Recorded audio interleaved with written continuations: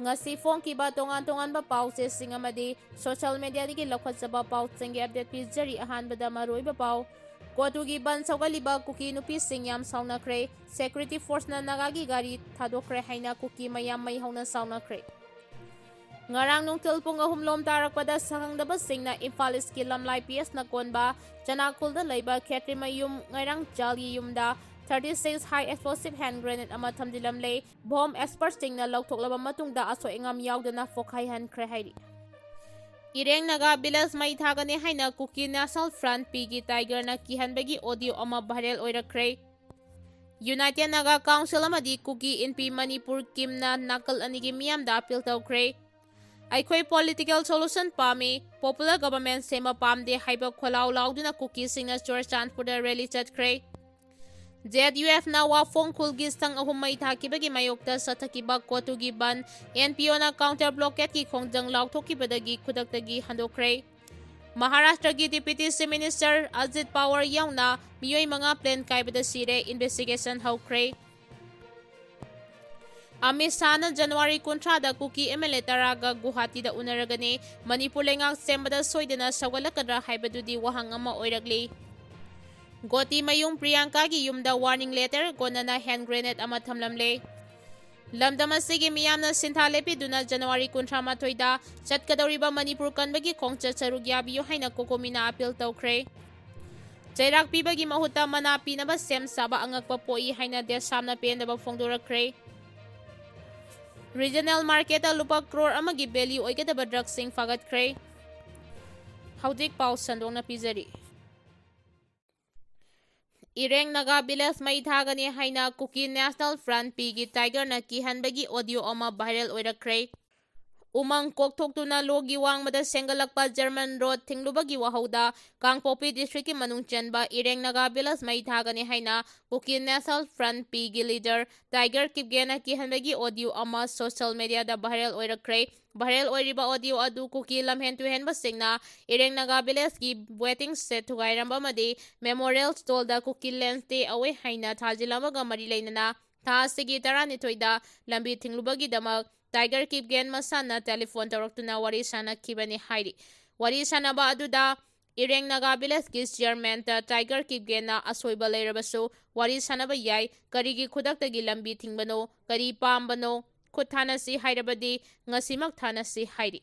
madugi paukhumda Ireng naga bilas ki chairman na matungda wathok thohaloi haina thajaba pikraga karigi thokhanbano Masida lalibasi kanano Nongmei Kapni haiba wahai adu misamyamda haigano haina khumki maduda Tiger na makhata na asawa phongdokladuna Nongmei Kapna si thaurang tawre Ireng khulmai thagani haina kihanbagi wahai sing phongdoraki Ningsingba yabadi Ireng naga bilas ki wedding set thugairamba amadi memorial stall da Kuki Lan stay away haina thadilambagi mayokda naga CSO yauna miyamna German Road thingjinba leikrabani Aikhoi political solution pami popular government sema pamde haiba kholau lauduna Kuki singa Churachandpur da rally chatkre Kuki student organization KSO Churachandpur general headquarters amade Jomi student federation general headquarters na sinduna ngarang Churachandpur da aikhoi political solution pami popular government sema pamde haiba kholau lauduna miyamna rally chatkre miyangi khongchat adu ngarang ayupung tara taba matamdagi hauraduna Hiang tam lam kadagi hauraba matung Tuibong Peace Ground da lamthungpham oibaga loinana miyanggi oiba mifam amasung mafam aduda pangthokki rally adu santi oina chenaba Central Force ki kangbunna khanghalluba matamda rally aduda saruk yariba nupisinga ningai sangdanabagi thokdoksu thokki rally aduda saruk yakiba KSO Churachandpur ki president and Milan Gangtina phongdokkibada rally asi political gi oiba warosin ama puraktringaida state asida popular government ama semba Kuki zomiam na pamdaba na maram oiraga chatpane hauding Manipur da thokliba irang asigi warosin purakpa ngamdana leiriba awaba kaya nanglaba singasti loisinaba political solution ama atuba matamda purakpa mathoktai aikhoi political solution pami popular government semba pamde hainasu phongdoki UNC amadi KIM na nakalanigi miyamda appeal tawri Ke solonggi thawdok UNC amadi KIM na ꯅꯥꯀꯜ ꯑꯅꯤꯃꯛꯀꯤ ꯃꯤꯌꯥꯝꯅ ꯏꯔꯥꯡ ꯁꯥꯒꯠꯇꯅꯕ appeal ꯇꯧꯈ꯭ꯔꯦ꯫ ꯊꯥ ꯑꯁꯤꯒꯤ ꯀꯨꯟꯇꯔꯨꯛꯇ ꯀꯥꯡꯄꯣꯛꯄꯤ ꯗꯤꯁꯇ꯭ꯔꯤꯛꯀꯤ ꯀꯦꯁꯣꯂꯨꯡ part 2 ꯀꯨꯀꯤ ꯈꯨꯜꯗ farm ꯍꯥꯎꯁꯁꯤꯡ ꯃꯩ ꯊꯥꯈꯤꯕꯒꯤ ꯊꯧꯗꯣꯛꯀ ꯃꯔꯤ ꯂꯩꯅꯅ ꯅꯥꯒꯥ ꯑꯃꯁꯨꯡ ꯀꯨꯀꯤ ꯁꯤꯚꯤꯜ ꯁꯣꯁꯥꯏꯇꯤ ꯑꯣꯔꯒꯅꯥꯏꯖꯦꯁꯟꯁꯤꯡꯒꯤ ꯑꯣꯏꯔꯤꯕ ꯌꯨꯅꯥꯏꯇꯦꯗ ꯅꯥꯒꯥ ꯀꯥꯎꯟꯁꯤꯜ ꯑꯃꯁꯨꯡ ꯀꯨꯀꯤ ꯑꯦꯟꯄꯤ ꯃꯅꯤꯄꯨꯔ ꯀꯤꯝꯒꯤ ꯂꯨꯆꯤꯡꯕꯁꯤꯡꯅ ꯄꯨꯟꯅ ꯀꯥꯡꯄꯣꯛꯄꯤ ꯗꯤꯁꯇ꯭ꯔꯤꯛꯀꯤ ꯍꯦꯗꯀ꯭ꯋꯥꯇꯔꯗ ꯐꯝꯃꯤꯟꯅꯗꯨꯅ ꯊꯧꯗꯣꯛ ꯑꯗꯨ ꯄꯨꯟꯅ ꯀꯟꯗꯦꯝ ꯇꯧꯈꯤꯕꯒ ꯂꯣꯏꯅꯅ ꯊꯧꯗꯣꯛ ꯑꯗꯨ ꯀꯥꯡꯂꯨꯞ ꯐꯨꯔꯨꯞꯁꯤꯡꯒꯤ ꯃꯔꯛꯇ ꯅꯨꯡꯁꯤ ꯆꯥꯟꯅꯅ ꯍꯤꯡꯃꯤꯟꯅꯕꯗ ꯑꯀꯤꯕ ꯄꯤꯕ ꯊꯧꯑꯣꯡꯅꯤ ꯍꯥꯏꯔꯤ꯫ UNC ꯑꯃꯁꯨꯡ ꯀꯤꯝꯅ ꯄꯨꯟꯅ ꯊꯣꯛꯈꯤꯕ ꯀꯟꯗꯦꯝ ꯑꯗꯨ ꯂꯨꯞ ꯑꯅꯤ ꯑꯁꯤꯒꯤ ꯂꯨꯆꯤꯡꯕꯁꯤꯡꯅ ꯀꯥꯡꯄꯣꯛꯄꯤ ꯗꯤꯁꯇ꯭ꯔꯤꯛ ꯍꯦꯗꯀ꯭ꯋꯥꯇꯔꯗ ꯄꯥꯡꯊꯣꯛꯈꯤꯕ ꯃꯤꯐꯝ ꯃꯅꯨꯡ ꯆꯟꯅꯅꯤ ꯍꯥꯏꯔꯤ꯫ UNC ꯗꯦꯂꯤꯒꯦꯁꯟ ꯑꯗꯨ ꯀꯥꯎꯟꯁꯤꯜ ꯑꯁꯤꯒꯤ ꯄ꯭ꯔꯁꯤꯗꯦꯟꯠ NG ꯂꯣꯔꯍꯣꯔ ꯑꯗꯨꯒ ꯀꯤꯝ ꯇꯤꯝꯒꯤ ꯂꯨꯞ ꯑꯁꯤꯒꯤ ꯄ꯭ꯔꯁꯤꯗꯦꯟꯠ CH ꯑꯖꯥꯡ ꯈꯣꯡꯁꯥꯏꯅ ꯂꯨꯆꯤꯡꯈꯤ ꯍꯥꯏꯔꯤ꯫ ꯃꯤꯐꯝ ꯑꯁꯤ ꯍꯦꯛ ꯄꯥꯡꯊꯣꯛꯄꯒ ꯂꯨꯞ ꯑꯅꯤ ꯑꯁꯤꯒꯤ ꯑꯣꯏꯕ ꯖꯣꯏꯟꯠ ꯄ꯭ꯔꯦꯁ ꯁ꯭ꯇꯦꯠꯃꯦꯟꯠ ꯑꯃ ꯊꯣꯛꯇꯨꯅ ꯊꯥ ꯑꯁꯤꯒꯤ ꯀꯨꯟꯇꯔꯨꯛꯇ ꯀꯦꯁꯣꯂꯨꯡ ꯄꯥꯔꯠ 2 ꯀꯨꯀꯤ ꯚꯤꯂꯦꯖꯇ ꯌꯨꯝ ꯀꯌꯥ ꯃꯩ ꯊꯥꯗꯨꯅ ꯃꯥꯡꯍꯟ ꯇꯥꯛꯍꯟꯈꯤꯕ ꯑꯃꯗꯤ ꯂꯟ ꯊꯨꯝ ꯀꯌꯥ ꯃꯥꯡꯍꯟ ꯇꯥꯛꯍꯟꯈꯤꯕ, ꯈꯨꯟꯖꯥꯁꯤꯡ ꯑꯀꯤ ꯑꯈꯪ ꯅꯪꯍꯟꯈꯤꯕ ꯑꯃꯗꯤ ꯈꯨꯟꯖꯥꯁꯤꯡ ꯈꯨꯜ ꯊꯥꯗꯣꯛꯈꯤꯕ ꯊꯧꯗꯣꯛ ꯑꯗꯨ ꯀꯟꯗꯦꯝ ꯇꯧꯈꯤ꯫ ꯊꯧꯗꯣꯛ ꯑꯗꯨ ꯑꯥꯏꯟꯅ ꯊꯤꯡꯈ꯭ꯔꯕ ꯂꯥꯜꯍꯧꯂꯨꯞ ꯖꯦꯂꯤꯌꯥꯡꯔꯣꯡ ꯌꯨꯅꯥꯏꯇꯦꯗ ꯐ꯭ꯔꯟꯠ ꯀꯥꯝꯁꯣꯝ ꯐꯦꯛꯁꯟꯒꯤ ꯈꯨꯠꯂꯥꯏ ꯄꯥꯏꯕ ꯀꯦꯗꯔꯁꯤꯡꯅ ꯆꯠꯊꯈꯤꯕꯅꯤ꯫ ꯅꯨꯡꯊꯤꯜ ꯄꯣꯄꯣꯞꯇ ꯆꯠꯊꯈꯤꯕ ꯊꯧꯗꯣꯛ ꯑꯗꯨꯅ ꯃꯐꯝ ꯑꯗꯨꯒꯤ ꯂꯣ ꯑꯦꯟ ꯑꯣꯔꯗꯔ ꯑꯃꯗꯤ ꯈꯨꯟꯖꯥꯁꯤꯡꯒꯤ ꯃꯅꯤꯄꯨꯔꯒꯤ ꯍꯧꯖꯤꯛ ꯇꯪꯗꯨ ꯂꯩꯇꯥꯗ꯭ꯔꯤꯕ ꯑꯁꯤꯒꯤ ꯃꯅꯨꯡ ꯁꯦꯀ꯭ꯌꯨꯔꯤꯇꯤꯒꯤ ꯑꯆꯧꯕ ꯑꯀꯤꯕ ꯄꯣꯛꯍꯟꯅꯕ ꯊꯧꯗꯣꯛ ꯑꯃꯅꯤ ꯍꯥꯏꯔꯤ꯫ UNC ꯑꯃꯁꯨꯡ ꯀꯤꯝꯅ ꯊꯧꯗꯣꯛ ꯑꯗꯨꯒ ꯃꯔꯤ ꯂꯩꯅꯅ ꯄꯕ꯭ꯂꯤꯛ ꯑꯃꯗꯤ ꯁ꯭ꯇꯦꯠꯍꯣꯜꯗꯔꯁꯤꯡꯅ ꯂꯃꯟ ꯈꯨꯝꯍꯟꯅꯤꯡꯕꯒꯤ ꯋꯥꯈꯜꯂꯣꯟ ꯄꯣꯛꯇꯅꯕ ꯀꯝꯃ꯭ꯌꯨꯅꯤꯇꯤ ꯑꯅꯤꯒꯤ ꯃꯔꯛꯇ ꯇꯦꯟꯁꯟ ꯂꯩꯍꯟꯅꯕ ꯊꯕꯛꯁꯤꯡ ꯃꯈꯥ ꯇꯥꯅ ꯇꯧꯔꯣꯏꯗꯕꯅꯤ꯫ ꯑꯦꯄꯦꯛꯁ ꯕꯣꯗꯤ ꯑꯅꯤ ꯑꯁꯤꯅ ꯊꯧꯗꯣꯛ ꯑꯗꯨꯅ ꯃꯥꯡꯍꯟ ꯇꯥꯛꯍꯟꯈ꯭ꯔꯕ ꯏꯃꯨꯡ ꯃꯅꯨꯡꯁꯤꯡꯅ ꯊꯦꯡꯅꯔꯤꯕ ꯑꯋꯥꯕꯁꯤꯡꯗ ꯁꯔꯨꯛ ꯌꯥꯕꯒ ꯂꯣꯏꯅꯅ ꯃꯈꯣꯏꯗ ꯃꯇꯝ ꯆꯥꯅ ꯔꯤꯂꯤꯐ ꯑꯃꯁꯨꯡ ꯖꯁꯇꯤꯁ ꯄꯨꯔꯛꯄ ꯃꯊꯧ ꯇꯥꯏ ꯍꯥꯏꯔꯤ꯫ ꯑꯃꯤꯠ ꯁꯥꯍꯅ ꯖꯅꯨꯋꯥꯔꯤ 30ꯗ ꯀꯨꯀꯤ MLA ꯇꯔꯥꯒ ꯒꯨꯋꯥꯍꯥꯇꯤꯗ ꯎꯅꯔꯒꯅꯤ꯫ ꯃꯅꯤꯄꯨꯔ ꯂꯩꯉꯥꯛ ꯁꯦꯝꯕꯗ ꯁꯣꯏꯗꯅ ꯁꯧꯒꯠꯂꯛꯀꯗ꯭ꯔꯥ ꯍꯥꯏꯕꯗꯨꯗꯤ ꯋꯥꯍꯪ ꯑꯃ ꯑꯣꯏꯔꯛꯂꯤ꯫ ꯌꯨꯅꯤꯌꯟ ꯍꯣꯝ ꯃꯤꯅꯤꯁꯇꯔ ꯑꯃꯤꯠ ꯁꯥꯍꯅ ꯖꯅꯨꯋꯥꯔꯤ 30ꯗ ꯑꯁꯥꯝꯒꯤ ꯗꯤꯕ꯭ꯔꯨꯒꯔꯗ ꯂꯥꯛꯇꯨꯅ ꯁ꯭ꯇꯦꯠ ꯑꯗꯨꯒꯤ ꯑꯅꯤꯁꯨꯕ ꯂꯦꯖꯤꯁꯂꯦꯇꯤꯚ ꯑꯦꯁꯦꯝꯕ꯭ꯂꯤ ꯁꯥꯕꯒꯤ ꯎꯔꯦꯞ ꯎꯌꯨꯡ ꯇꯝꯒꯅꯤ꯫ ꯃꯍꯥꯛꯀꯤ ꯑꯁꯥꯝ ꯈꯣꯡꯆꯠ ꯑꯗꯨꯗ ꯃꯅꯤꯄꯨꯔꯒꯤ ꯀꯨꯀꯤ MLA ꯇꯔꯥꯒ ꯒꯨꯋꯥꯍꯥꯇꯤꯗ ꯎꯅꯅꯕ ꯊꯧꯔꯥꯡ ꯇꯧꯔꯤ꯫ ꯄꯥꯡꯊꯣꯛꯀꯅꯤ ꯍꯥꯏꯅ ꯊꯧꯔꯥꯡ ꯇꯧꯔꯤꯕ ꯃꯤꯐꯝ ꯑꯗꯨ ꯁꯣꯏꯗ꯭ꯔꯦ ꯍꯥꯏꯕ ꯉꯝꯗ꯭ꯔꯕꯁꯨ ꯁꯤꯡꯊꯥꯅꯤꯡꯉꯥꯏ ꯑꯣꯏꯕ ꯈꯣꯡꯊꯥꯡ ꯑꯃ ꯑꯣꯏꯅ ꯂꯧꯈꯠꯀꯅꯤ ꯍꯥꯏꯕꯒꯤ ꯊꯥꯖꯕ ꯊꯝꯅꯔꯤ꯫ ꯃꯤꯐꯝ ꯑꯗꯨꯗ ꯃꯅꯤꯄꯨꯔꯒꯤ ꯑꯅꯧꯕ ꯂꯩꯉꯥꯛ ꯑꯃ ꯁꯦꯝꯕꯒꯤ ꯋꯥꯐꯝ ꯃꯔꯨ ꯑꯣꯏꯅ ꯈꯟꯅꯔꯕ ꯌꯥꯏ꯫ ꯀꯥꯡꯂꯨꯞꯀꯤ ꯑꯣꯏꯕ ꯋꯥꯐꯝꯗ ꯁꯦꯄꯔꯦꯠ ꯑꯦꯗꯃꯤꯅꯤꯁꯇ꯭ꯔꯦꯁꯟ ꯅꯠꯇ꯭ꯔꯒ ꯄꯣꯇꯦꯟꯁꯤꯌꯔꯤ ꯃꯣꯗꯦꯜꯗ ꯌꯨꯅꯤꯌꯟ ꯇꯦꯔꯤꯇꯣꯔꯤ ꯄꯤꯕꯒ ꯋꯥꯐꯝ ꯑꯗꯨ ꯍꯟꯗꯣꯛ ꯍꯟꯖꯤꯟ ꯇꯧꯕꯗ ꯌꯥꯁꯤꯟꯅꯕ ꯄꯨꯔꯛꯅꯕ ꯍꯣꯠꯅꯒꯅꯤ ꯊꯥꯖꯅꯔꯤ꯫ ꯃꯃꯥꯡ ꯆꯍꯤꯒꯤ ꯐꯦꯕ꯭ꯔꯨꯋꯥꯔꯤ 18ꯗ ꯃꯅꯤꯄꯨꯔꯗ ꯄ꯭ꯔꯁꯤꯗꯦꯟꯠ ꯔꯨꯜ ꯊꯝꯈꯤꯕ ꯑꯗꯨ ꯆꯍꯤ ꯐꯥꯖꯤꯜꯂꯛꯄꯒ ꯂꯣꯏꯅꯅ ꯀꯟꯁꯇꯤꯇ꯭ꯌꯨꯁꯟꯅ ꯑꯀꯛꯅꯕ ꯃꯇꯝ ꯑꯗꯨ ꯌꯧꯁꯤꯜꯂꯛꯄꯒ ꯏꯔꯣꯏꯅꯅ ꯃꯅꯤꯄꯨꯔꯗ ꯄꯣꯄꯨꯂꯔ ꯒꯚꯔꯟꯃꯦꯟꯠ ꯑꯃ ꯍꯟꯖꯤꯟꯍꯟꯕ ꯍꯥꯏꯕꯗꯨ ꯇꯉꯥꯏ ꯐꯗꯕ ꯑꯃ ꯑꯣꯏꯔꯛꯄꯒ ꯂꯣꯏꯅꯅ ꯃꯥꯏꯀꯩ ꯀꯌꯥꯗꯒꯤ ꯑꯀꯟꯕ ꯄ꯭ꯔꯦꯁꯔ ꯄꯤꯔꯛꯄꯁꯨ ꯂꯩꯔꯤ꯫ ꯃꯅꯤꯄꯨꯔꯒꯤ ꯍꯧꯖꯤꯛ ꯑꯣꯏꯔꯤꯕ ꯁꯦꯀ꯭ꯌꯨꯔꯤꯇꯤ ꯑꯃꯁꯨꯡ ꯄꯣꯂꯤꯇꯤꯀꯦꯜ ꯁꯦꯇꯜꯃꯦꯟꯠꯀꯤ ꯗꯤꯃꯥꯟ ꯑꯁꯤ ꯌꯥꯁꯤꯟꯅꯕ ꯄꯨꯔꯛꯇ꯭ꯔꯕꯗꯤ ꯀꯨꯀꯤꯁꯤꯡꯅ ꯃꯅꯤꯄꯨꯔ ꯂꯩꯉꯥꯛ ꯁꯦꯝꯕꯗ ꯁꯧꯒꯠꯂꯛꯀꯗ꯭ꯔꯥ ꯍꯥꯏꯕꯁꯤꯁꯨ ꯋꯥꯍꯪ ꯑꯣꯏꯗꯨꯅ ꯂꯥꯛꯂꯤ꯫ ꯆꯩꯔꯥꯛ ꯑꯁꯤꯗ ꯖꯦꯂꯤꯌꯥꯡꯔꯣꯡ ꯌꯨꯅꯥꯏꯇꯦꯗ ꯐ꯭ꯔꯟꯠ ꯀꯥꯝꯁꯣꯡ ꯒ꯭ꯔꯨꯞꯅ ꯀꯥꯡꯄꯣꯛꯄꯤꯒꯤ ꯀꯦꯁꯣꯂꯨꯟꯗ ꯄꯥꯝꯗꯕ ꯊꯧꯗꯣꯛꯁꯤꯡ ꯊꯣꯛꯍꯜꯂꯛꯄ ꯑꯗꯨꯅ ꯍꯦꯟꯅ ꯈꯨꯗꯣꯡꯆꯥꯗꯕ ꯑꯣꯏꯍꯜꯂꯛꯄ ꯌꯥꯕꯒꯤ ꯈꯨꯗꯣꯡꯊꯤꯕ ꯂꯩꯔꯤ꯫ ꯃꯃꯥꯡꯒꯤ ꯃꯥꯔꯆ ꯊꯥꯗ ꯌꯨꯅꯤꯌꯟ ꯍꯣꯝ ꯃꯤꯅꯤꯁꯇꯔ ꯑꯃꯤꯠ ꯁꯥꯍꯅ ꯃꯌꯦꯛ ꯁꯦꯡꯅ ꯐꯣꯡꯗꯣꯛꯈꯤꯕ ꯂꯩꯈ꯭ꯔꯦ꯫ ꯃꯗꯨꯗꯤ ꯃꯔꯨꯑꯣꯏꯅ ꯇ꯭ꯔꯥꯏꯕꯦꯜꯁꯤꯡꯅ ꯈꯨꯟꯗꯥꯕ ꯃꯐꯝꯁꯤꯡꯗ ꯁꯦꯄꯔꯦꯠ ꯑꯦꯗꯃꯤꯅꯤꯁꯇ꯭ꯔꯦꯁꯟ ꯅꯠꯇ꯭ꯔꯒ ꯌꯨꯅꯤꯌꯟ ꯇꯦꯔꯤꯇꯣꯔꯤ ꯁ꯭ꯇꯦꯠ ꯗꯤꯃꯥꯟ ꯇꯧꯔꯤꯕ ꯑꯗꯨ ꯁꯦꯟꯇꯔꯅ ꯌꯥꯕ ꯉꯝꯂꯣꯏ ꯑꯃꯗꯤ ꯋꯥꯐꯝ ꯑꯗꯨ ꯌꯥꯁꯤꯟꯅꯕ ꯉꯝꯂꯣꯏꯗꯕ ꯑꯃꯅꯤ ꯍꯥꯏꯅ ꯐꯣꯡꯗꯣꯛꯈꯤꯕꯁꯨ ꯂꯩꯈ꯭ꯔꯕꯅꯤ꯫ ꯂꯣꯏꯅꯅ ꯃꯅꯤꯄꯨꯔꯤ ꯒꯚꯔꯅꯔ ꯑꯖꯌ ꯀꯨꯃꯥꯔ ꯚꯥꯜꯂꯥ ꯑꯃꯁꯨꯡ ꯁꯦꯅꯤꯌꯔ ꯁꯦꯀ꯭ꯌꯨꯔꯤꯇꯤ ꯑꯣꯐꯤꯁꯤꯌꯦꯜꯁꯤꯡꯒ ꯄꯨꯟꯅ ꯄꯥꯡꯊꯣꯛꯈꯤꯕ ꯁꯦꯀ꯭ꯌꯨꯔꯤꯇꯤ ꯔꯤꯚꯤꯌꯨ ꯃꯤꯇꯤꯡꯗꯁꯨ ꯁꯦꯟꯇꯔꯒꯤ ꯐꯤꯔꯦꯞ ꯑꯗꯨ ꯈꯪꯍꯟꯈꯤꯕ ꯂꯩꯈ꯭ꯔꯕꯅꯤ ꯍꯥꯏꯔꯤ꯫ ꯃꯃꯥꯡꯗ ꯍꯣꯝ ꯃꯤꯅꯤꯁꯇꯔꯒꯤ ꯑꯣꯐꯤꯁꯤꯌꯦꯜꯁꯤꯡꯒ ꯒꯨꯋꯥꯍꯥꯇꯤꯗ ꯀꯨꯀꯤ MLAꯁꯤꯡꯒ ꯋꯥꯔꯤ ꯁꯥꯅꯈꯤꯕ ꯑꯗꯨꯗ ꯄꯨꯈꯠꯈꯤꯕ ꯁꯦꯄꯔꯦꯠ ꯑꯦꯗꯃꯤꯅꯤꯁꯇ꯭ꯔꯦꯁꯟꯒꯤ ꯋꯥꯐꯝ ꯑꯗꯨ ꯑꯃꯨꯛ ꯍꯟꯅ ꯄꯨꯊꯣꯛꯇꯨꯅ ꯈꯟꯅꯗꯕ ꯌꯥꯏ ꯍꯥꯏꯔꯤ꯫ ꯒꯣꯇꯤꯃꯌꯨꯝ ꯄ꯭ꯔꯤꯌꯥꯡꯀꯥꯒꯤ ꯌꯨꯝꯗ ꯋꯥꯔꯅꯤꯡ ꯂꯦꯇꯔꯒ ꯀꯣꯟꯅꯅ ꯍꯦꯟ ꯒ꯭ꯔꯦꯅꯦꯗ ꯑꯃ ꯊꯝꯂꯝꯂꯦ꯫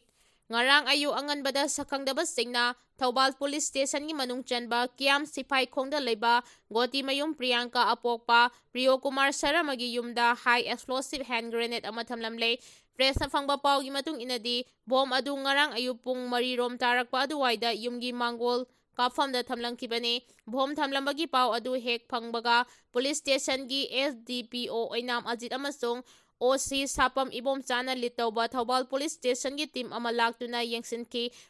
Priyanka sibagi sairak piragani KCP PWD next blast haina thaba chirol amasu bom aduna nalaga thamlangki tungda bom adu ngarang ayu pung 8:45 rom tabada Manipur police ki bomb detection and disposal squad ki expert team ama laktuna asoengam yaudana lauktoklaba matung diffuse tawkhre haidi Sakangdabasingna bom thamlamba goti mayum Priyanka listing ani taret ki Miss Manipur da first runners up ta kibas misangni Panbayabadi KSTP PWG MC Unification na mamangda thokiba statement amada goti mayum Priyanka masung mahaki imung manugi miyoysing social media da immoral oiba video ama circulate tawrakkibaga mari leinana lubasida surrender tawnaba khangan khrabaso surrender tawdabana ahakpa dandi pigani haina lauthokrabane Thaudo aduda senaba touristi masagi maral yajana lupta surrender tawrakpadagi lupna ngakpiduna imung manungda sinakra haina fongdokhrabani ZUF na wafong kulgi sang ahum may thakibagi mayokta chatakiba kotugi ban NPO na counter-blockade ki khongjang lauthokibadagi khudaktagi handokre Haukiba January 16 da kamchona lusingba ZUF ki kanguna Kangpokpi district ki Sadar Health area da leiba wafong khul da paksana tharamba popi pambi yantatuna mahantak hankiba masong popi thabada siznaba Kangpok sang ahum mai thakibagi thaudok adu kotugi maikedagi yaningdaba fongdokpaga loinana thaudok aduda chenariba miyoysing faduna matik chaba dandi pigadabani haina dabi tawraduna Ngarang ayu anganbadagi hauna NH37 Imphal Dimapur lambigi Kangpokpi districta lambi thingbagi khongjang sangsinkre adumakpu NPO gi maikidagi kotuna sangsilliba total shutdown asigi mayokta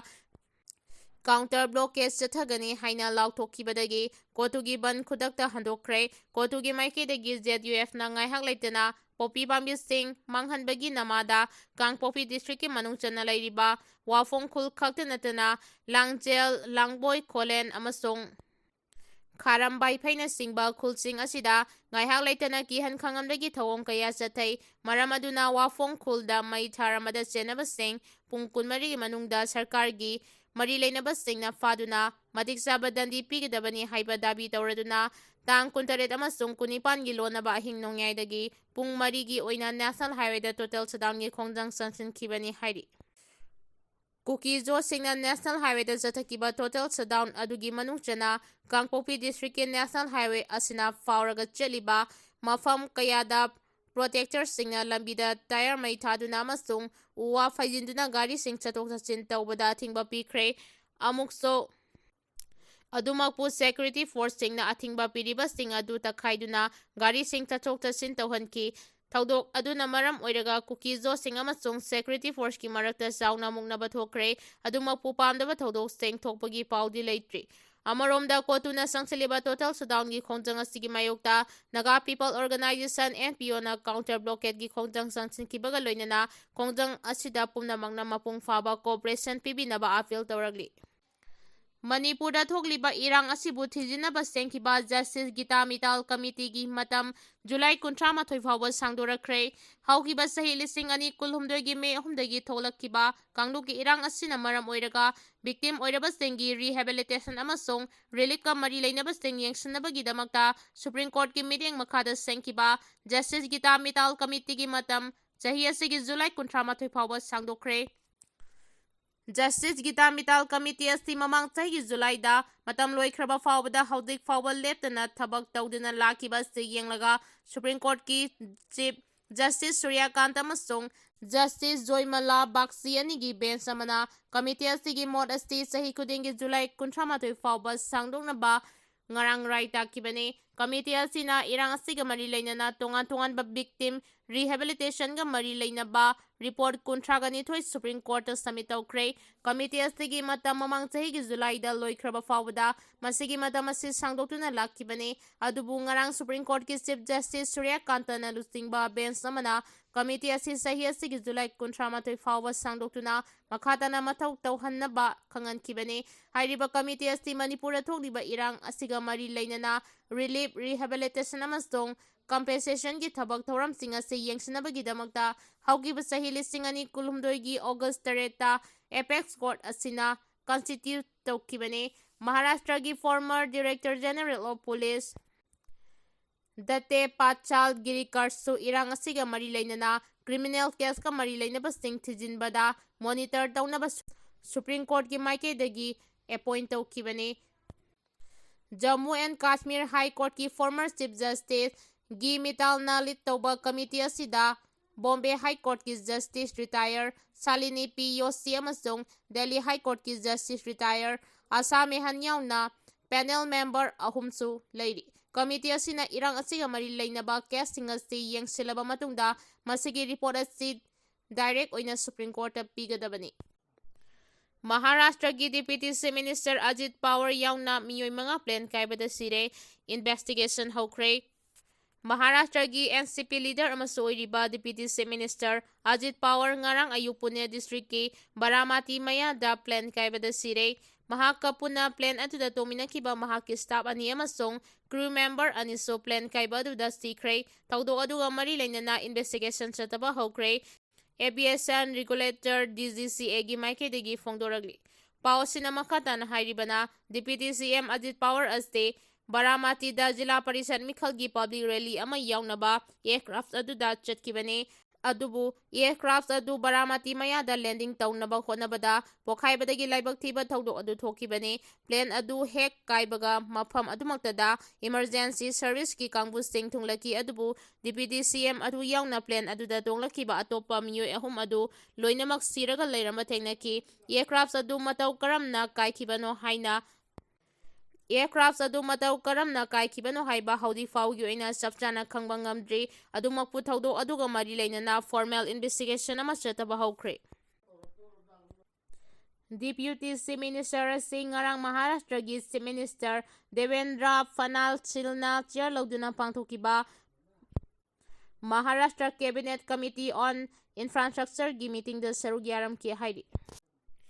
Lamdamastegi miyamna sintha lepiduna January 18 da chatkadawriba Manipur kanba khongchat sarug yabiyo haina kokomina appeal tawkre. Thasegi 18 da chatkadawriba Manipur kanba khongchata lamdamastegi miyamna sintha leptuna sarug yabiyo haina kokomina paujelakre. Ngarang lamphel leiba coordinating committee on Manipur integrity kokomi office da pangthokpa paugi mifam amada lubastegi convener YK Direna Fondokibada, Pangtokadoriba, Miyangi Kongchat Asigidamakta, Sem Sabak Kudimak Loide Haiki. Mahangna Paumising the Hai, Manipur Kanba Kongchat Asita, Sigi Kuntramatoida, Kwakaitel the Leba Tidim Ground, Miyam Pulabamatung, Ayuki Pungtarataba Matam the Gichet Pahogani, Tidim Ground the Git Tidim Lambita Laktuna, Kaishampa the Gi Wahengbam Lekai Rom the Setuna, Nagama Palta Duna, Tangmay Ban Rom the Selaga, Tau Ground da Pantungpam Oiduna Miyangi Mipam Amasu Pangtokani Haiki. Mahangna makatan hai lamdam asida leiriba tongan ba sinpam singda sinpang liba mipung khuding mangna nongmagi oiba sintha lepiduna isagi tawdaba yadaba thawdang amani khana sarugya biu loinana tangdu leitaba khunai ama ohenaba thawdang lominaste India lengangna lamdam asida sanglaba matam ase irang thohanduna thamle made jin Kuki narco terrorist na amade jin Kuki narco terrorist sagatuna miyoibagi hak kaya namsinduna thamli Indiana Satharak liba thawong asigi mayokta miyangi oiba apunba khonjel ama Indiana Satharak liba thawong asigi mayokta miyangi oiba apunba khonjel ama mathau tabana khongchat asi sinbani maram aduna yaudaba yadaba amani khanbiduna kanglu phurup naidana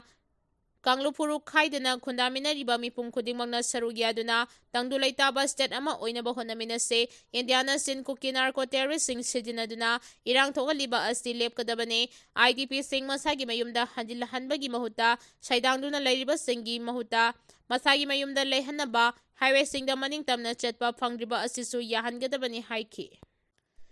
Regional Market Lupa Crore Amagi Value Oigadaba Drugs Sing Fagat Cray. Central Security Force ki matingaloy na Manipur Police ki Anti-Narcotic Task Force na ngarang Regional Market alupa crore amarong gibelyo oy kadaba yamlaba drugs sing fagat pangam kre drugs sing adubo puramba Maruti Swiss MN06 LX04 372 fagat pangam kre Police ki paw na hairibana draka kona na faraba miyoy adugi maming na MD Baris Khan Kawi Bisnupur District ki Kwakta Kuman Ward number 4 dagine Akhanaba Pao ama fangwadagi Anti-Narcotic Task Force amasong Central Security Force ki team amana ngarang Nambol area dagi fagat kibane miyoy asidagi brown sugar kezi amaga gram kunmapan recover tawkre ꯃꯤꯑꯣꯏ ꯑꯁꯤꯒꯤ ꯃꯊꯛꯇ FIR ꯂꯧꯈꯠꯇꯨꯅ ꯃꯈꯥ ꯇꯥꯕ investigation ꯆꯠꯊꯕ ꯍꯧꯈ꯭ꯔꯦ ꯍꯥꯏꯔꯤ꯫ ꯆꯩꯔꯥꯛ ꯄꯤꯕꯒꯤ ꯃꯍꯨꯠꯇ ꯃꯅꯥ ꯄꯤꯅꯕ ꯁꯦꯝ ꯁꯥꯕ ꯑꯉꯛꯄ ꯄꯣꯛꯏ ꯍꯥꯏꯅ ꯗꯦꯁꯥꯝꯅ ꯄꯦꯟꯗꯕ ꯐꯣꯡꯗꯣꯔꯛꯈ꯭ꯔꯦ꯫ ꯍꯧꯖꯤꯛ ꯂꯩꯔꯤꯕ PR ꯂꯩꯉꯥꯛ ꯑꯁꯤꯅ BSEMꯒꯤ ꯁꯕꯁ꯭ꯇꯦꯟꯗꯔꯗ ꯑꯣꯏꯕ ꯆꯦ ꯁꯞꯂꯥꯏ ꯇꯧꯕꯒꯤ ꯁ꯭ꯀꯥꯝ ꯊꯤꯒꯠꯇꯨꯅ ꯆꯩꯔꯥꯛ ꯄꯤꯕꯒꯤ ꯃꯍꯨꯠꯇ ꯃꯅꯥ ꯄꯤꯅꯕ ꯁꯦꯝ ꯁꯥꯕ ꯎꯕꯗ ꯑꯉꯛꯄ ꯄꯣꯛꯏ ꯍꯥꯏꯅ ꯗꯦꯁꯥꯝꯅ ꯊꯥꯗꯣꯔꯛꯈꯤꯕ ꯆꯦꯔꯣꯜ ꯑꯃꯗ ꯍꯥꯏꯔꯤ꯫ ꯆꯦꯔꯣꯜ ꯑꯁꯤꯅ ꯃꯈꯥ ꯇꯥꯅ ꯍꯥꯏꯔꯤꯕꯅ ꯑꯦꯀꯥꯗꯦꯃꯤꯛ ꯁꯦꯁꯟ 2026ꯒꯤ BSEMꯒꯤ ꯃꯈꯥꯗ ꯑꯦꯐꯤꯂꯦꯠ ꯇꯧꯕ ꯀ꯭ꯂꯥꯁ 1ꯗꯒꯤ 10 ꯐꯥꯎꯕꯒꯤ ꯃꯍꯩꯔꯣꯏꯁꯤꯡꯅ ꯇꯝꯅꯕ ꯂꯥꯏꯔꯤꯛ ꯑꯃꯗꯤ ꯆꯍꯤ ꯑꯁꯤꯒꯤ HSLC ꯑꯦꯛꯖꯥꯝꯒꯤ ꯑꯟꯁꯔ ꯁꯤꯠ ꯅꯝꯅꯕ ꯆꯦ ꯁꯞꯂꯥꯏ ꯇꯧꯕꯗ ꯇꯦꯟꯗꯔꯒꯤ ꯃꯇꯨꯡ ꯏꯟꯅ ꯑꯣꯏꯐꯝ ꯊꯣꯛꯄ ꯆꯦꯒꯤ ꯀ꯭ꯋꯥꯂꯤꯇꯤ ꯌꯥꯎꯗꯕ ꯑꯃꯗꯤ ꯕꯣꯔꯗ ꯑꯁꯤꯒꯤ ꯋꯥꯇꯔꯃꯥꯔꯛ ꯌꯥꯎꯗꯕ ꯆꯦ ꯁꯞꯂꯥꯏ ꯇꯧꯕꯒꯤ ꯋꯥꯊꯣꯛ ꯑꯣꯊꯣꯔꯤꯇꯤꯅ ꯅꯝꯁꯤꯟꯅꯕ ꯍꯣꯠꯅꯔꯕ꯭ꯔꯥ ꯍꯥꯏꯕꯁꯤ ꯆꯥꯎꯅ ꯆꯤꯡꯅꯕ ꯂꯩꯔꯦ꯫ ꯃꯍꯩꯔꯣꯏ ꯂꯨꯞ ꯑꯁꯤꯒꯤ ꯃꯥꯏꯀꯩꯗꯒꯤ ꯋꯥꯊꯣꯛ ꯑꯁꯤ ꯕꯣꯔꯗꯅ ꯋꯥꯇꯔꯃꯥꯔꯛ ꯌꯥꯎꯗꯕ 160 MT ꯁꯞꯂꯥꯏ ꯇꯧꯅꯕꯒꯤ ꯑꯌꯥꯕ ꯄꯤꯊꯣꯛꯂꯨꯕꯗꯒꯤ ꯊꯣꯛꯂꯛꯄꯅꯤ ꯍꯥꯏꯕꯁꯤ ꯃꯤꯗꯤꯌꯥꯒꯤ ꯈꯨꯠꯊꯥꯡꯗ ꯑꯃꯁꯨꯡ ꯃꯔꯤ ꯂꯩꯅꯕ ꯑꯣꯊꯣꯔꯤꯇꯤꯁꯤꯡꯗ ꯀꯌꯥꯔꯛ ꯍꯟꯅ ꯍꯥꯏꯈꯤꯕꯁꯨ ꯂꯩꯔꯦ꯫ ꯋꯥꯊꯣꯛ ꯑꯁꯤꯒ ꯃꯔꯤ ꯂꯩꯅꯅ ꯃꯍꯩꯔꯣꯏ ꯂꯨꯞ ꯑꯁꯤꯅ ꯊꯤꯖꯤꯟꯕꯗ ꯐꯪꯕ ꯑꯃꯗꯤ ꯃꯁꯤꯒ ꯃꯔꯤ ꯂꯩꯅꯅ ꯃꯥꯏꯀꯩ ꯀꯌꯥꯗꯒꯤ ꯕꯣꯔꯗ ꯑꯁꯤꯗ ꯂꯥꯛꯂꯤꯕ ꯋꯥꯐꯝꯁꯤꯡ ꯑꯣꯊꯣꯔꯤꯇꯤꯗ ꯍꯥꯏꯗꯨꯅ ꯈꯪꯍꯜꯂꯕꯁꯨ ꯄꯨꯝꯅꯃꯛ ꯑꯁꯤ ꯇꯥꯅ ꯑꯃꯗꯤ ꯑꯁꯣꯏꯕ ꯂꯩꯔꯦ ꯈꯪꯅ ꯆꯞ ꯆꯥꯕ ꯋꯥꯐꯝ ꯑꯃꯠꯇ ꯐꯣꯡꯗꯣꯛꯇꯅ ꯂꯩꯕ ꯑꯁꯤꯅ ꯃꯤꯑꯣꯏ ꯈꯔꯒ ꯐꯥꯔꯝ ꯑꯁꯤꯒ ꯂꯧꯇꯨꯅꯗꯨꯅ ꯆꯠꯊꯕ ꯁ꯭ꯀꯥꯝ ꯑꯃꯅꯤ ꯍꯥꯏꯕꯁꯤ ꯌꯥꯝꯅ ꯃꯌꯦꯛ ꯁꯦꯡꯂꯦ ꯍꯥꯏꯅ ꯐꯣꯡꯗꯣꯛꯈ꯭ꯔꯦ꯫